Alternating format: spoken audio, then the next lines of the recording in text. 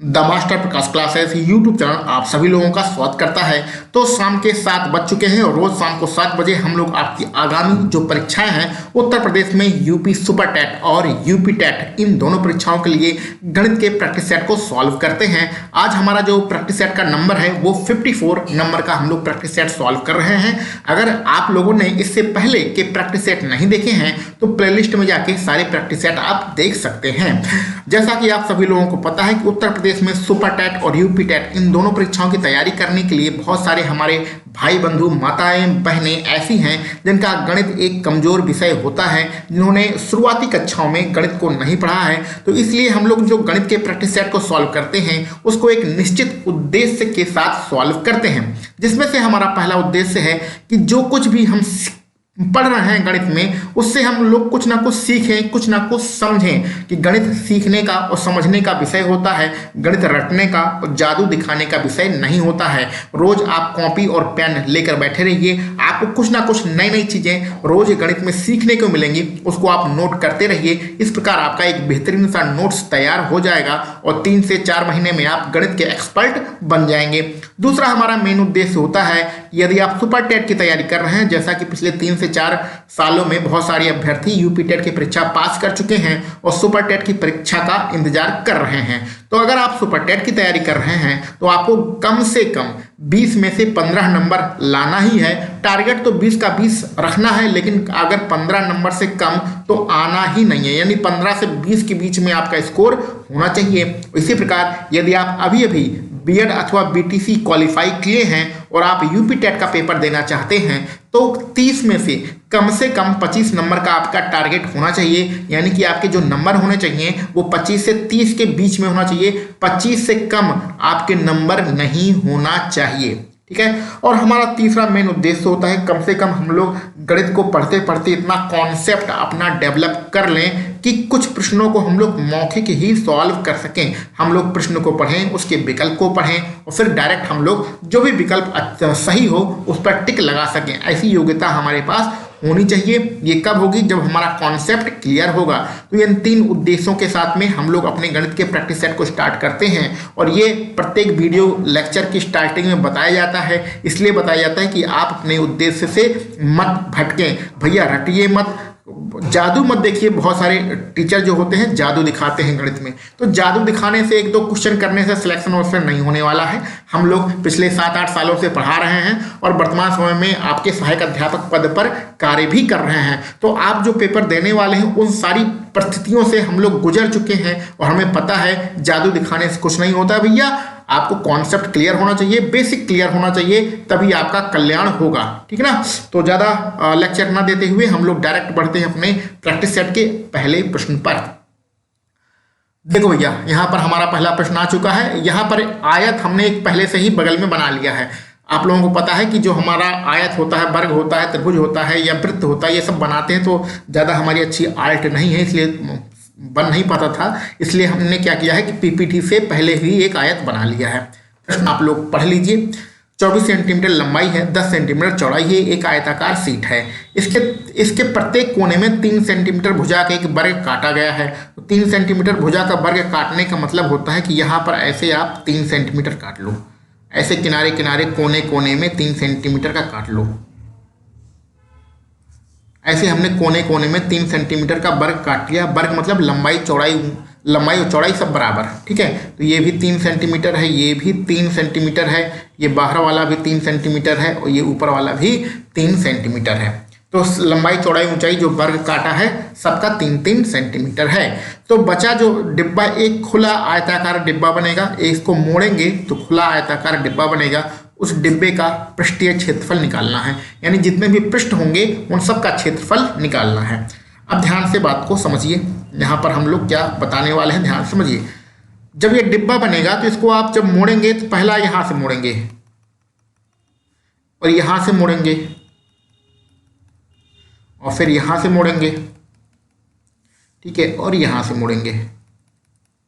तो ये तो अंदर वाला पृष्ठ हो जाएगा, ये वाला अंदर वाला पृष्ठ हो जाएगा और ये इसकी किनारे वाली सब दीवारें हो जाएंगी, ठीक है, ये वाली किनारे वाली दीवारें हो जाएंगी जो हमने यहाँ पर टिक कर रही है, किनारे वाली दीवारें हो जाएंगी। और ऊपर से हमारा डिब्बा खुला रहेगा क्योंकि यहाँ पर साफ साफ लिखा है एक खुला आयताकार डिब्बा बनाना है।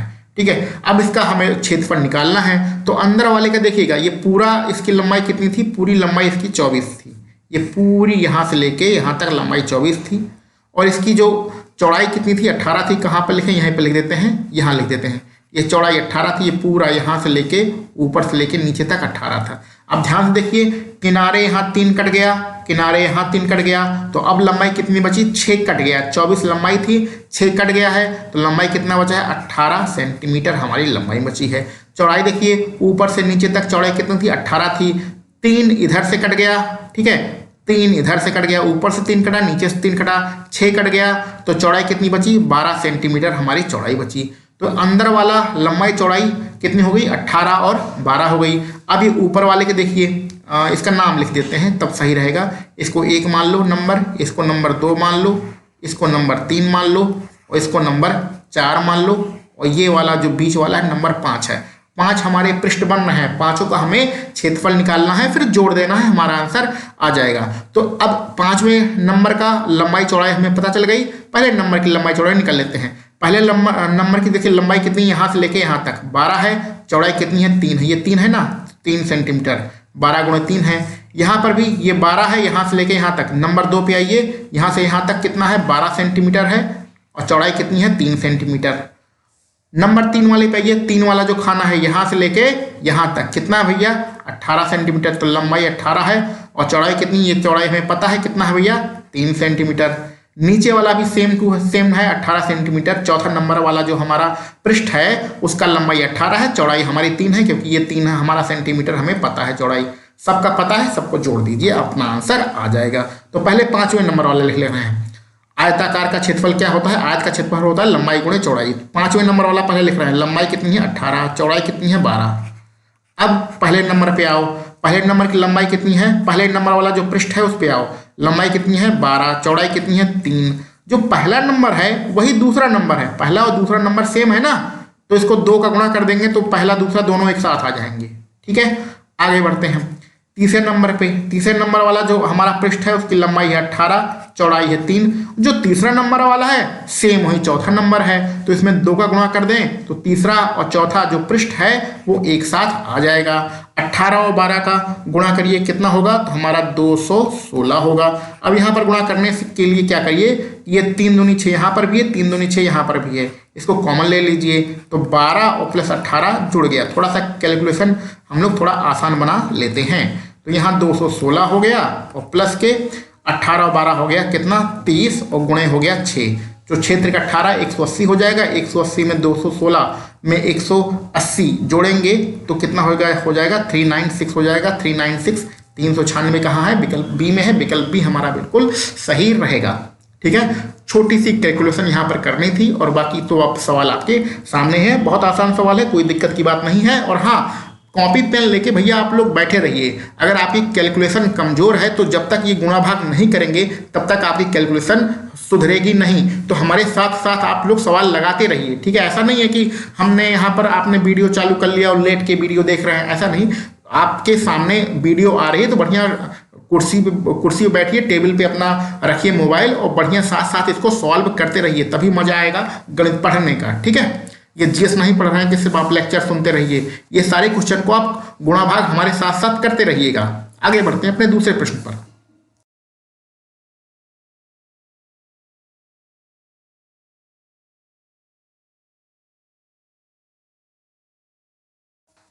देखो भैया, ये जो प्रश्न था ये पिरामिड वाला प्रश्न है, और जो आप जब क्षेत्र आयतन वाला चैप्टर पढ़ते हैं, विभिन्न आकृतियों का जो आयतन निकालने के चैप्टर पढ़ते हैं आप किसी भी बुक में, तो पिरामिड उसमें सबसे लास्ट में पढ़ाया जाता है, और पिरामिड बहुत ही खतरनाक होता है। इसकी कैलकुलेशन बहुत ही लंबी चौड़ी थी, इसलिए हमने क्या किया, कागज पे कैलकुलेशन पहले से ही कर लिया है और उसको यहाँ पर हमने चिपका दिया है। तो पूरा सवाल जो है इसका जो सॉल्यूशन है वो आपके सामने है, क्योंकि अगर इसको लिखते तो बहुत लंबा समय लगता है, इसलिए इसका सॉल्यूशन हमने पहले से ही प्रश्न का लिख दिया है। अब आपको बस इसमें समझाना है कि कैसे क्या होगा। देखिए समझिए भैया, इसमें थोड़ा जो आपका पिरामिड होता है वो 3D आकृति का होता है। तो पिरामिड 3D आकृति का होता है, इसलिए पिरामिड को बनाया नहीं जा सकता है, उसको सिर्फ कल्पना में आप सोच सकते हैं। अगर आप लोगों ने पिरामिड देखे होंगे, जो कांच का आता है, खिलौने नुमा आता है, मार्केट में मिलता है, जो चमकता रहता है, तो वो भी एक पिरामिड की ही आकृति का होता है, तो उससे भी आप समझ सकते हैं। तो लंबवृत्तीय पिरामिड का आधार कितना है भैया, 10√3 है, ठीक है। और सेंटीमीटर भुजा वाले समबाहु त्रिकोण त्रिभुज यानी समकोण त्रिभुज भी है और समबाहु त्रिभुज भी है, दोनों इसमें गुण हैं। और पृष्ठीय क्षेत्रफल इसका कितना दिया है, 270√3 जो है वर्ग सेंटीमीटर इसका पृष्ठीय क्षेत्रफल दिया गया है। तो इसकी ऊंचाई निकालना है, तो ऊंचाई तो हम बाद में निकालेंगे, पहले इसको पकड़ के चलते हैं कि पिरामिड का पृष्ठीय क्षेत्रफल कितना होता है। तो पिरामिड का जो पृष्ठीय क्षेत्रफल दिया गया है 270√3, यहाँ पर देखिए, यहाँ से आप क्वेश्चन को स्टार्ट करते हैं। तो हमें ऊंचाई निकालना है, ऊंचाई अभी क्या होती है उसकी बाद में चर्चा करेंगे, पहले जो दिया गया है उसके हम लोग चर्चा करते हैं। तो पिरामिड का कुल पृष्ठीय क्षेत्रफल दिया गया है कितना, 270√3, जो कि हमने पहली लाइन में लिखा है। अब पृष्ठीय क्षेत्रफल का फार्मूला क्या होता है, नीचे लिखा है त्रियक पृष्ठीय क्षेत्रफल, इसको हम लोग वक्र पृष्ठ भी कहते हैं। तो त्रियक पृष्ठीय क्षेत्रफल प्लस आधार का क्षेत्रफल, ये हमारा पृष्ठीय क्षेत्रफल का फार्मूला होता है, बराबर हो जाएगा 270√3। अब त्रियक पृष्ठीय क्षेत्रफल इसका फार्मूला क्या होता है, इसका फार्मूला ये देखिए ब्रैकेट में लिखा है, 1/2 आधार का परिमाप गुणे त्रियक ऊंचाई, 1/2 आधार का परिमाप गुणे त्रियक ऊंचाई। ये त्रियक ऊंचाई किसकी है, पिरामिड की, तो त्रियक ऊंचाई किसकी है, पिरामिड की, और प्लस आधार का क्षेत्रफल बराबर 270√3, ये हमारा त्रियक पृष्ठीय क्षेत्रफल का फार्मूला लिखा है। अब जिस हमें वैल्यू पता है उसका हम मान रख देते हैं। आपको पता है ये जो भुजा दी गई है ये समबाहु त्रिभुज की भुजा है, तो परिमाप क्या होगा, तो अगर हमें समबाहु त्रिभुज की भुजा हम पता होती है तो परिमाप के लिए इसमें 3 का गुणा करते हैं। तो यहाँ पर देखिए 1/2 आधार का परिमाप हमें निकालना है, तो आधार की भुजा हमें पता है 10√3 और परिमाप निकालने के लिए 3 का यहाँ पर गुणा कर दिया, 3 × 10√3। त्रियक ऊंचाई को हमने L मान लिया है, प्लस आधार का क्षेत्रफल क्या होता है, देखो आधार की भुजा हमें पता है 10√3, तो क्षेत्रफल क्या होगा, तो क्योंकि ये कौन सा त्रिभुज है, समबाहु त्रिभुज है, तो इसलिए समबाहु त्रिभुज के क्षेत्रफल वाला फार्मूला लगाया है √3/4a², और a भुजा की वैल्यू कितनी है 10√3। तो ये पूरा फार्मूला लिखा है 270√3। इसको सॉल्व किया, 2 से यहाँ पर देखिए ये वाला 2 से ये 10 कट जाएगा 5 बार, 5 3 हो गया 15√3 मल्टीप्लाई बाई L प्लस √3/4, और 10 का वर्ग करेंगे 100, √3 का वर्ग करेंगे 3, ठीक है। यहाँ पर 270√3, ये 15√3L, और यहाँ पर देखिए ये कितना हो जाएगा, 4 से 100 को कैंसिल करेंगे, इस 4 को 100 से कैंसिल करेंगे तो 25 75 हो जाएगा। 270√3 बराबर में है, ये उस तरफ जाएगा तो 195√3 होगा। √3 से ये वाला √3 से √3 कैंसिल आउट हो जाएगा, 15 से 95 कैंसिल आउट करेंगे तो 13 आएगा। यानी कि पिरामिड की जो त्रियक ऊंचाई है वो निकल के आ गई 13। तो हमें त्रियक ऊंचाई नहीं निकालना था, हमें क्या निकालना था, पिरामिड की ऊंचाई निकालना था, ठीक है। अब बात को ध्यान समझिएगा बात को, क्योंकि हमने कहा है कि भैया ये पिरामिड है, पिरामिड 3D आकृति का पिरामिड होता है, उसे हम लोग जो हमारा कागज होता है वो 2D होता है, 2 डायमेंशियल होता है, पिरामिड 3 डायमेंशन होता है, तो हम उसको बना नहीं सकते हैं। लेकिन यहाँ पर कुछ आपको समझाने की कोशिश करते हैं।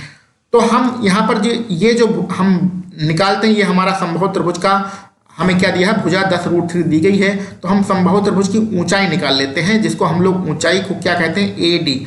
ऊंचाई कितनी है हमारी, AD है, AD का मान निकालते हैं। तो समबाहु त्रिभुज की ऊंचाई का जो फार्मूला होता है वो √3/2a होता है। तो √3/2a का मान हमें पता है 10√3, भुजा का मान हमें पता है 10√3। उसको सॉल्व करेंगे तो आपका 15 सेंटीमीटर आ जाएगा। लेकिन आपको ये भी पता होना चाहिए कि जो समबाहु त्रिभुज की ऊंचाई जिसका नाम AD है वो 2:1 में, ये जो विभाजन बिंदु होता है ये 2:1 में इसको विभाजित करता है। तो ऊपर वाला जो अनुपात 2 होता है, नीचे वाला अनुपात 1 होता है। तो यहाँ पर हमने लिखा है AO/OD 2:1 होता है। तो OD ये वाली वैल्यू OD की जो वैल्यू होगी वो कितना होगा, 5 सेंटीमीटर होगा। आपको पता है पूरा ACD कितना है, 15, ऊपर वाला 2 है तो यानी ऊपर वाला 10 होगा, नीचे वाला 5 होगा, तभी जब जोड़ेंगे तो आपका 15 सेंटीमीटर आएगा। तो ये OD जो है नीचे वाली वैल्यू आपको निकल आई, कितना निकल आई, 5 सेंटीमीटर, यहाँ से लेके यहाँ तक।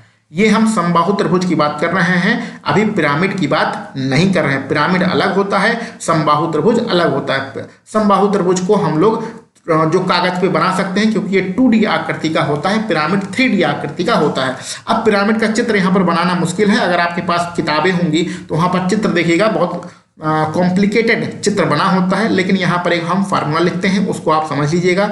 चलिए इस बात को फिर से समझने की कोशिश करते हैं कि पिरामिड का चूंकि ये 3D आकृति होती है, चित्र बनाना इसका मुश्किल होता है, इसलिए चित्र में हम इसको नहीं बता पाएंगे। लेकिन पिरामिड की तिर्यक ऊंचाई को अगर हम लोग L मान लें, ऊंचाई को h मान लें, तो ये जो आपने O से D निकालना है, जिसकी वैल्यू 5 आपने निकाली है, अगर ये 5 आपको नहीं समझ में आ रहा कैसा होता निकलता है तो उसको बाद में बता दिया जाएगा। वैसे ये 2:1 के अनुपात में होता है, तो 5 यहाँ पर इसकी वैल्यू आ जाएगी। ऊपर वाली ये वाली वैल्यू कितनी होगी 10 सेंटीमीटर, और ये वाली वैल्यू कितनी होगी 5 सेंटीमीटर आपकी वैल्यू रहेगी। ठीक है, ये आपको क्लियर है, कोई दिक्कत की बात नहीं है।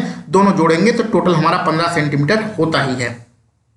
तो यहाँ पर पाइथागोरस प्रमेय लगा देते हैं, जैसे कि हम लोग शंकु के लिए लगाते थे। तिर्यक ऊंचाई का जो वर्ग होता है वो ऊंचाई के वर्ग, और ओडी यहाँ पर सिर्फ ओडी का मान रखेंगे। अब आप कहेंगे सर ओडी का मान क्यों रखेंगे? ओडी का मान इसलिए रखेंगे क्योंकि भैया यहाँ पर चित्र हम लोग नहीं बना पा सकते हैं। बस आप इतना समझिए कि यहाँ पर ओडी का मान रखा जाता है, बस इतना आप रख लीजिए। तो तिर्यक ऊंचाई को हमने L माना है, ऊंचाई को हमने H माना है, ओडी का मान हम निकाल चुके हैं 5 इसका। तो पाइथागोरस प्रमेय में तिर्यक ऊंचाई का वर्ग बराबर ऊंचाई का वर्ग प्लस ओडी का वर्ग यहाँ पर हम लोग लगाएंगे।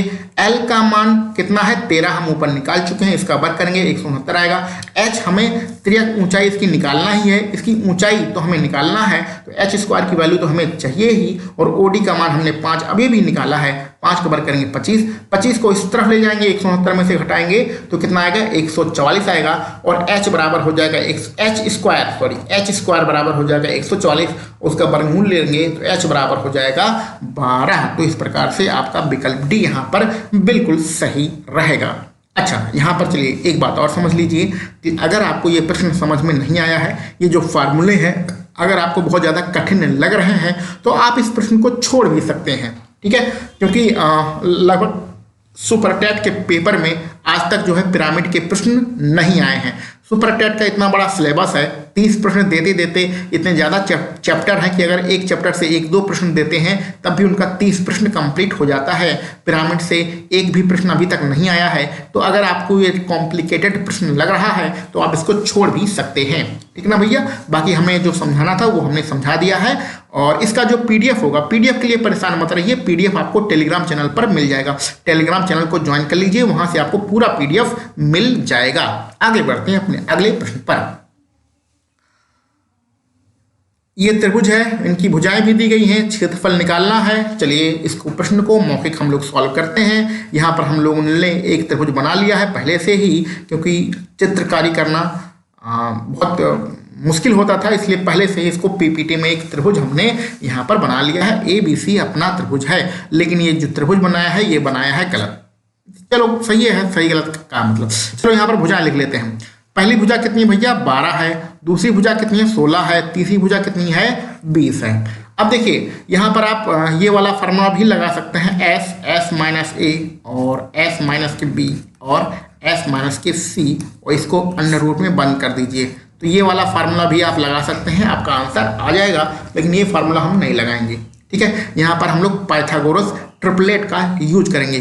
ठीक है, तो समकोण त्रिभुज में जो ट्रिपलेट होते हैं उनका हम यूज करेंगे। अगर ये जो भुजा है इसमें हम 4 का भाग कर दें तो यहाँ पर 4 3 12 होगा। ठीक है, 4 चौक 16 होगा और 4 पंचे 20 होगा। आपको त्रिभुज का ट्रिपलेट मिल गया, समकोण त्रिभुज के ट्रिपलेट मिल गया कि समकोण त्रिभुज की जो भुजाएं होती हैं वो 3 4 और 5 के अनुपात में होती हैं, और भी इनके अनुपात होते हैं 3 4, लेकिन मुख्यतः 3 और 4 5 के अनुपात में होती हैं। तो यानी कहने का मतलब 12 16 और 20 से जो हमारा त्रिभुज बनेगा वह क्या होगा, एक समकोण त्रिभुज होगा। कौन सा त्रिभुज होगा, समकोण त्रिभुज होगा। और समकोण त्रिभुज क्या, क्षेत्रफल का फार्मूला हम लोग जानते हैं, 1/2 आधार गुणे लंब, लंब गुणे आधार। ठीक है, लंब गुणे आधार कहिए या आधार गुणे लंब कहिए, तो 1/2। तो समकोण त्रिभुज में जो सबसे बड़ी भुजा होती है यानी कि ये 20 वाली भुजा होगी, ये तो कर्ण होगा, एक को आधार मान लीजिए, एक को लंब मान लीजिए। तो आधार कितना हो गया 16, लंब कितना हो गया 12। इसको सॉल्व कर लीजिए, आपका आंसर आ जाएगा। ये 2 से 8 बार कैंसिल आउट होगा और 12 8 हो जाएगा 96 वर्ग सेंटीमीटर। तो 96 वर्ग सेंटीमीटर कहाँ पर है, विकल्प सी में आपका सही है। अगर आप ये फार्मूला नहीं समझना चाहते हैं तो ये आपका जो है ये वाले जो फार्मूला होता है समकोण त्रिभुज त्रिभुज के क्षेत्रफल निकालने का, ये वाला जो फार्मूला होता है इसको भी लगाकर आप जो है अपना आंसर निकाल सकते हैं। नहीं तो यहाँ पर पाइथागोरस ट्रिपलेट्स के माध्यम से प्रश्न का एक आसान तरीके से आंसर निकाल सकते हैं। दो तरीके हैं, दोनों में से कोई भी आप लगाइए आंसर आ जाएगा। आगे बढ़ते हैं। a बराबर बी स्क्वायर, अच्छा ठीक, पहले ये जो समीकरण दिया है पहले इसको सॉल्व करते हैं, फिर ये इसका मान निकालना है तो इसका मान हम लोग बाद में निकालेंगे। सॉल्व करते हैं। क्या दिया भैया, a बराबर बी स्क्वायर बटे कितना है b माइनस के e, तो इसका त्रिक गुणा ऊपर करते हैं तो a का b में गुणा होगा a का a में गुणा होगा a स्क्वायर बराबर कितना है b स्क्वायर। ये पूरी चीज जो हमारा LHS में है उसको हम RHS में भेजते हैं तो a स्क्वायर उधर जाएगा तो a स्क्वायर प्लस के हो जाएगा, प्लस इधर b स्क्वायर दिया ही गया है माइनस के ab बराबर कितना हो जाएगा 0। ठीक है, इसको हम लोग ऐसे भी लिख सकते हैं a स्क्वायर माइनस के ab और प्लस के b स्क्वायर बराबर कितना हो गया 0। ठीक है, अब ध्यान से देखिएगा, इसको हम लोग इधर लिख देते हैं, इधर लिखेंगे ज़्यादा आसानी रहेगा। तो a स्क्वायर माइनस के ab और प्लस के b स्क्वायर बराबर कितना है भैया 0। अगर हम दोनों तरफ a प्लस बी का गुणा कर दें तो कोई फर्क तो नहीं पड़ेगा ना, तो a प्लस बी का गुणा कर देते हैं दोनों तरफ। तो गुणा करने से फ़ायदा क्या मिला, गुणा करने से हमें फ़ायदा ये मिला, इसको ज़रा ध्यान से देखिएगा, ये क्या बन रहा है, ये बन रहा है a क्यूब प्लस के b क्यूब का फार्मूला बन रहा है। ए क्यू प्लस बी क्यू का फार्मूला होता है ए प्लस बी ए स्क्वायर माइनस के ए बी प्लस के बी स्क्वायर, और इधर 0 में ए प्लस बी का गुणा करेंगे तो हो जाएगा 0, और इसी का मान तो आपको निकालना था, ए क्यू प्लस बी क्यू का ए क्यू प्लस बी क्यू का ही मान तो निकालना था। तो कितना आ रहा है 0 आ रहा है, यानी कि विकल्प बी आपका यहाँ पर बिल्कुल सही रहेगा। ठीक, अच्छा प्रश्न था, थोड़ा सा कैलकुलेशन किया है, आपका आंसर अपने आप आ जाएगा, ज़्यादा इसमें परेशान होने की कोई भी आवश्यकता नहीं है। और भैया आप लोग सभी लोग हमारे साथ इतने दिनों से बने हुए हैं, इसके लिए बहुत बहुत आपको शुभकामनाएं। लेकिन आप लोग वीडियो को थोड़ा बहुत शेयर भी कीजिएगा, अपने मित्रों में भी इसके बारे में बताइए, जिससे अधिक से अधिक लोग वीडियो देखें और कुछ मज़ा भी आए पढ़ाने में। कुछ दिनों बाद हम लोग लाइव भी आएंगे, तो कम से कम 1000-2000 बच्चे देखें तो मज़ा आता है। तो ठीक है, आप लोगों के लिए हम लगे हुए हैं, आप भी थोड़ा सा हमारा सपोर्ट करिए और हम लोग धीरे धीरे आगे बढ़ेंगे। आप लोगों का अगर चाहेंगे तो हम लोग भी आगे बढ़ेंगे। चलिए आगे बढ़ते हैं अगले प्रश्न पर। ठीक, जो कुछ भी है उस सब आपके सामने है। आपको पता है कि हम भी जॉब में हैं, तो आते आते हमें बच जाता है भैया लगभग टाइम ज़्यादा हो जाता है आते आते, लेकिन जो भी टाइम मिलता है उसमें आपको वीडियो बनाई जाती है। ठीक है, तो चलिए हम लोग अगला प्रश्न आप लोगों के सामने है, इसको कैसे सॉल्व करेंगे थोड़ा बहुत इसमें दिमाग लगाइए। चलिए लिखते हैं हम, ए की वैल्यू कितनी है √6 माइनस के √5, बी की वैल्यू कितनी है √5 माइनस के 2 मत लिखिए, इसको √4 लिख दीजिए। ठीक है, कोई दिक्कत तो नहीं है। सी की वैल्यू कितनी है, सी की वैल्यू 2 दिया गया तो 2 मत लिखिए, इसको √4 लिख दीजिए और माइनस के √3। बहुत आसान प्रश्न है, दिए गए विकल्पों में कौन सा विकल्प सही है, नहीं कौन सा बड़ा है कौन सा छोटा है, ये हमें निकालना है। देखिए सबसे छोटा मान सी का है, उससे बड़ा मान बी का है और सबसे बड़ा मान ए का है। तो ऐसे रूट वाले प्रश्नों में जिसकी वैल्यू सबसे बड़ी होती है उसका मान सबसे छोटा होता है। तो ए के पास √6 और √5 है, यानी कि इसका मान सबसे छोटा होगा, और सी के पास √4 और कितना है 3 है, तो सबसे छोटा मान किसके पास है, सी के पास है। तो जो सी की वैल्यू होगी वो सबसे बड़ी होगी, यानी सी का मान सबसे बड़ा होगा, उससे छोटा मान बी का होगा और सबसे छोटा मान ए का होगा, यानी कि विकल्प डी हमारा सही रहेगा। इसमें कुछ भी आपको सॉल्व करने की आवश्यकता नहीं है। तो अंडर में जिसकी वैल्यू सबसे ज़्यादा बड़ी होती है उसको जब सॉल्व करेंगे तो उसकी वैल्यू सबसे ज़्यादा छोटी निकल के आती है। ठीक है ना भैया, तो ऐसे प्रश्नों में कोई दिमाग नहीं लगाना है, कोई ट्रिक नहीं लगाना है, बस आप एक कॉन्सेप्ट याद कर लीजिएगा। तो सी का मान सबसे छोटा था, इसलिए इसका जो वैल्यू होगी वो सबसे बड़ी होगी। ठीक, चलिए आगे बढ़ते हैं। चलिए एक आसान सा प्रश्न आपके सामने है, फटाफट इसका आंसर आप निकाल के बताइए कितना आएगा। एक कमरे की वायु का आयतन, चाहे वायु का आयतन कहें चाहे कमरे का आयतन कहें, दोनों एक ही चीजें होती हैं। तो आयतन जो है वो कितना दिया गया है, तो आयतन दिया गया है 204 घन सेंटीमीटर। तो आयतन का फार्मूला होता है लंबाई गुणे चौड़ाई गुणे ऊंचाई, ये भी फार्मूला होता है। और एक दूसरा फार्मूला भी होता है, तो क्षेत्रफल गुणे ऊंचाई, क्षेत्रफल गुणे ऊंचाई बराबर होता है आयतन। तो ये होगा हमारा कितना दिया है 204 घन सेंटीमीटर। तो आयतन का दूसरा फार्मूला जो होता है क्षेत्रफल गुणे ऊंचाई होता है। क्षेत्रफल हमें निकालना है, ठीक है, कुछ इसमें समझने वाली बातें नहीं है, सीधा सीधा फार्मूला लिखना है। ऊंचाई हमें 6 दिया गया है और यहाँ पर कितना है 204। 6 का इधर भाग कर देंगे तो हमारा क्षेत्रफल निकल आएगा। 6 का भाग कर दीजिए, क्षेत्र का 18, जो 2 बचेगा, 6 चौक 24 वर्ग आपका वर्ग मीटर आपका आंसर आ जाएगा। कहाँ पर है 34 ग्रुप इसमें है, विकल्प डी में है, तो विकल्प डी हमारा बिल्कुल सही रहेगा। कुछ करना तो है नहीं, कितना आसान सा प्रश्न है। आगे बढ़े,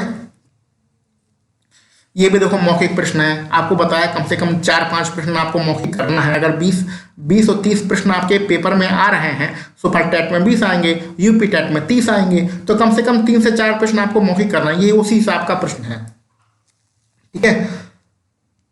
देखो भैया, ये 81 को जो वर्गमूल के बाहर निकालो कितना आएगा 9 आएगा, तो यहाँ पर 9 का गुणा हो जाएगा, ठीक है। तो 9 का गुणा हो कितना हो जाएगा 81 हो जाएगा। 81 में अभी ये वाला वर्गमूल लगा ही है, सब यहीं पर सॉल्व कर लेते हैं, लिखने की जरूरत ही नहीं है, यहीं पर सॉल्व कर लेते हैं। तो 81 में इसको सॉल्व करेंगे तो कितना हो जाएगा भैया, 81 का वर्गमूल निकालेंगे कितना आएगा 9, तो 9 ये वर्गमूल के बाहर निकल आएगा। तो 40 और 9 हो गया, कितना हो गया 40 9 49, ये वर्गमूल लगा है। 49 का वर्गमूल कितना होता है 7 होता है। कहाँ पर है, विकल्प सी में है। आसान सा प्रश्न है, कोई दिक्कत तो नहीं है। 81 को वर्गमूल के बाहर निकालेंगे 9 आएगा, फिर 9 बाहर भी है तो 9 का 9 में गुणा हो जाएगा, 81 हो जाएगा, फिर 81 हो जाएगा, उसको वर्गमूल के बाहर निकालेंगे, फिर 9 आएगा और आपका प्लस का निशान लगा है तो 40 में 9 जोड़ेंगे 49 हो जाएगा, 49 का वर्गमूल निकालेंगे 7 हो जाएगा। मौखिक सा प्रश्न है। चलिए आगे बढ़ते हैं। ए ने एक वस्तु खरीदी गई कीमत पर 25% लाभ के साथ उसे 8,750 रुपये में बेचता है। चलिए अच्छी बात है। जिसके अंकित मूल्य पर उसे 30% छूट मिली है, ठीक है। अंकित मूल्य क्या था ये आपको बताना था। अंकित मूल्य हम लोग x मान लेते हैं। अब देखिए बात को ध्यान समझिए। मान लीजिए ए नाम के कोई भाई साहब हैं, वो किसी दुकान में गए जिसमें अंकित मूल्य उस वस्तु का x है। अब इस x के साथ जो जो होगा वैसा वैसा हम लिखेंगे। अंकित मूल्य कितना x रुपया है, उसी x का मान हमें निकालना है। अब इसके साथ इस वस्तु के साथ जो होता रहेगा वो हम लिखते रहेंगे, ठीक है। तो जब वो खरीद, यहाँ प्रश्न को यहाँ से स्टार्ट करेंगे दूसरी लाइन से, क्योंकि पहले खरीदेगा तभी तो बेचेगा। तो बेचने वाला पहले दे दिया गया है, खरीदने वाला बाद में दिया गया है, तो पहले खरीदो वस्तु को। तो अंकित मूल्य पर 30% छूट के साथ उसे मिली, यानी 30% छूट के साथ मिली तो उसने वस्तु की कीमत कितनी हो गई 70% हो गई। आपको पता है, बार बार बताते हैं, हर वीडियो लेक्चर की स्टार्टिंग बताते हैं कि कोई भी वस्तु हमेशा 100% होती है, 100% होती है। जब उसमें 30% की छूट के साथ उसे खरीदेंगे तो उसकी कीमत कितनी हो जाएगी 70% हो जाएगी। तो जो भी वस्तु की कीमत थी उसके 70% पर उसने जाके खरीद लिया, ठीक है।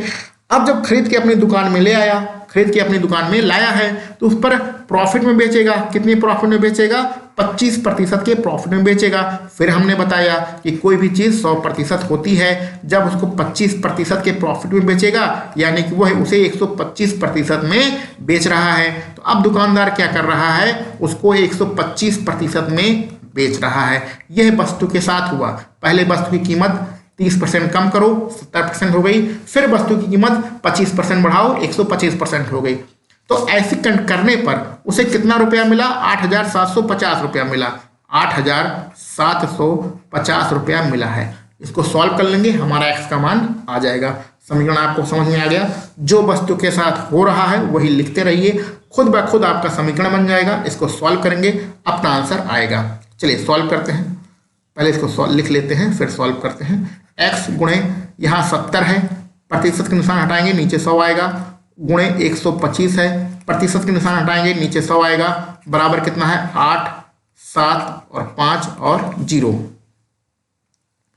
ठीक है। अब इसको सॉल्व कर लेते हैं। ये 0 से 0 कैंसिल हो गया, ये 25 से 5 बार जाएगा, ये 25 से 4 बार कैंसिल आउट होगा, और कुछ बचेगा। हाँ, ये 5 से ये 2 बार, 5 दूनी 10 कैंसिल होगा। 7 से इसको कैंसिल करते हैं, 7 एकम 7, 7 दूनी 14 और 7 पन्ना 35, ये जाएगा। तो x बराबर बचा क्या, ये 4 यहाँ नीचे बचा है, 2 यहाँ नीचे बचा है, 4 2 का गुणा करेंगे तो हो जाएगा 8, यानी 1250 में 8 का हमें गुणा करना है। सीधा सीधा गुणा कर लेते हैं, आंसर आ जाएगा 8 पंजे 40, हाथ से जाएगा 4, 8 दूनी 16, हो जाएगा 20, 8 एकम 8, 8 हो जाएगा 10, यानी 10,000 कहाँ पर है, विकल्प डी में है। विकल्प डी आपका यहाँ पर बिल्कुल सही रहेगा। ठीक भैया, कोई दिक्कत की बात नहीं है। चलिए आगे बढ़ते हैं। समझ में आ गया, समीकरण बनाना आपको आना चाहिए। जो ऊपर वाला समीकरण बना है पहली लाइन, ये कहाँ से आया, बस यही इसमें सब कुछ सोचना समझना था। बाकी तो गुणा भाग है, गुणा भाग आप कर ही लेंगे। आगे बढ़ते हैं। एक दुकानदार 18 रुपए में और 13 रुपए में 100 ग्राम जो है लागत वाली 2 चाय की पत्ती मिलाता है। किस अनुपात में मिलाता है, 10, 7 और 3 के अनुपात में मिलाता है। ठीक है, मिलावटखोर जो है हमारा दुकानदार है, तो काम तो गलत कर रहा है, लेकिन क्या करें, सभी लोग काम कर रहे हैं। 18.15 रुपए में से बेच रहा है और 100 ग्राम बेच रहा है। देखिए 100 ग्राम उसने मिलाया भी है और 100 ग्राम बेच रहा है, यानी कि ये ग्राम वाली जो टेंशन है, ये हमारी टेंशन खत्म हो गई। ये ग्राम वाली जो टेंशन है मिलाने में और बेचने में एक ही जैसा ही है, तो हमारी ग्राम वाली टेंशन खत्म हो गई, हमें सिर्फ रुपए से काम है। अब बात को समझिए, बात को आप ध्यान से समझिए।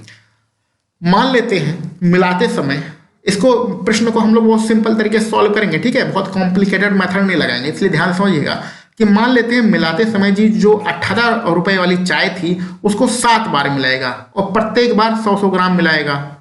क्लियर।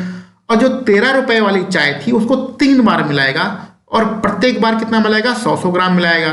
तो कुल मिला के 7 बार इसको मिलाया, 3 बार इसको मिलाया, कुल मिला के 10 बार मिला दिया। तो 10 बार मिला दिया तो उसका 1 किलो बन गया। 10 बार मिला दिया तो 1 किलो बन गया, लेकिन बेचना कितना है, 10 ग्राम के हिसाब से बेचना है, तो हमें इसका 100 ग्राम निकालना पड़ेगा। फिर से समझाते हैं, पहले लिख के समझाते हैं। मान लेते हैं 18 रुपए वाली चाय है, इसको कितनी बार मिलाया, 7 बार मिलाया। ठीक है, प्लस 13 रुपए वाली चाय है, इसको कितनी बार मिलाया, 3 बार मिलाया।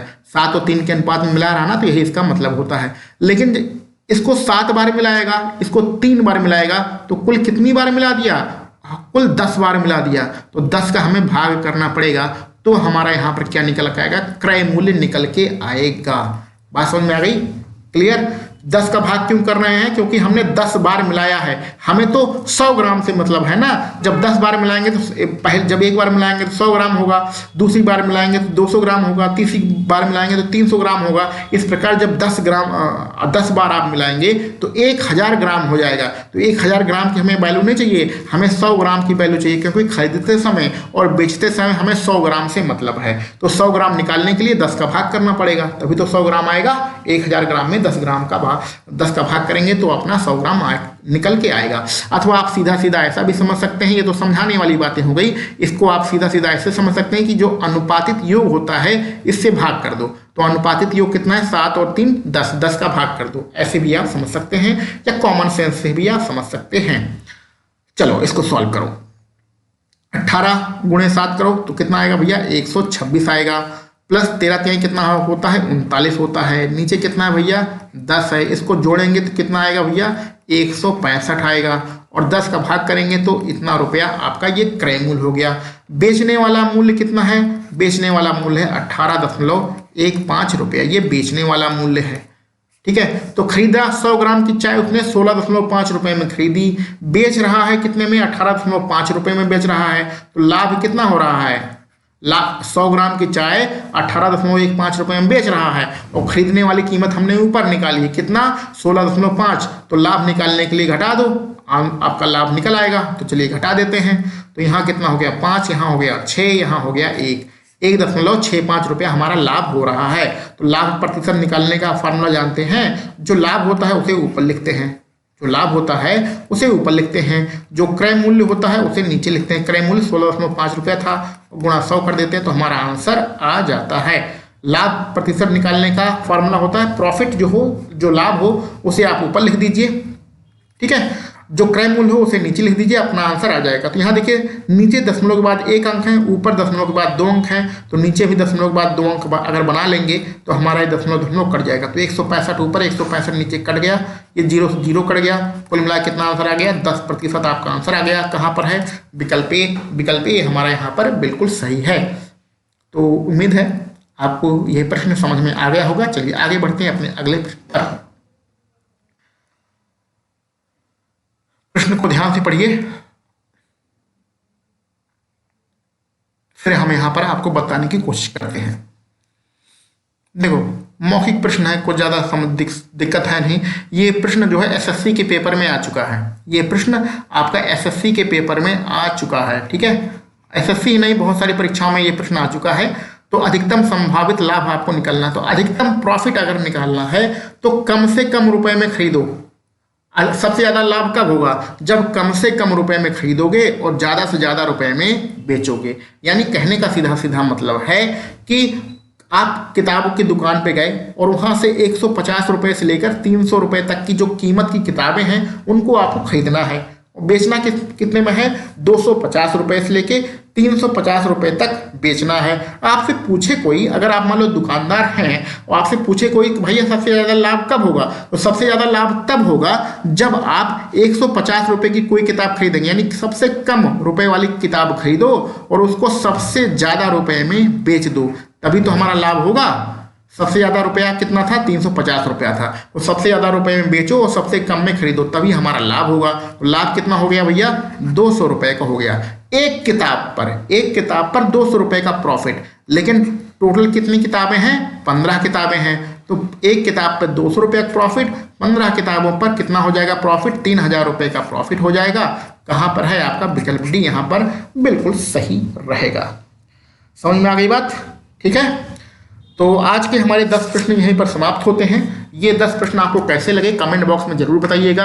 इन 10 प्रश्नों में आपके कितने प्रश्न सही हो रहे हैं उसको भी कमेंट बॉक्स में बताइएगा। अगर कोई प्रश्न नहीं समझ में आ रहा है तो उस पर भी चर्चा जरूर करिएगा कमेंट बॉक्स में। अपने दोस्तों को, मित्रों को, जो भी भाई बंधु हैं सुपर टेट की अथवा यूपी टेट की तैयारी कर रहे हैं उनको भी इस यूट्यूब चैनल के बारे में जरूर बताइएगा, जिससे वो भी यह वीडियो देख सकें। और हाँ, एक सूचना आप लोगों के लिए है कि जल्द से जल्द हम लोग KBS का भी प्रैक्टिस सेट स्टार्ट करने वाले हैं, इसलिए इस YouTube चैनल से लगातार बने रहिए। और हाँ, जाते जाते एक चीज और बता दें कि इस YouTube चैनल का नाम है द मास्टर प्रकाश क्लासेस।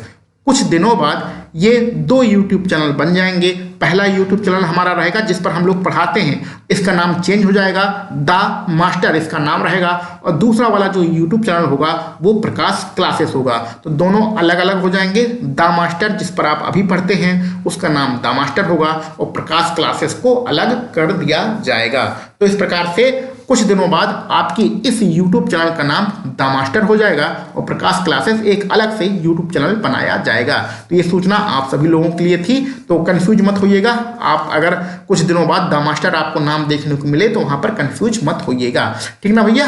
तो चलिए मिलते हैं हम लोग अपने अगले किसी वीडियो लेक्चर में। आप सभी लोगों को वीडियो देखने के लिए बहुत बहुत धन्यवाद।